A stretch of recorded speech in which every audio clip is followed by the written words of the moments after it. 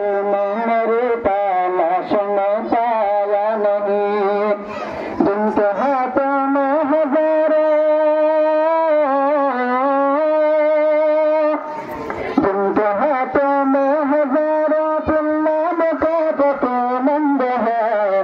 हजरत मौलाना रफ़त उस बशर का नाम है।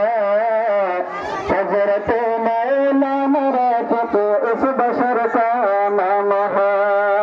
अहले बातिल को कुचलना जिस बशर का काम है।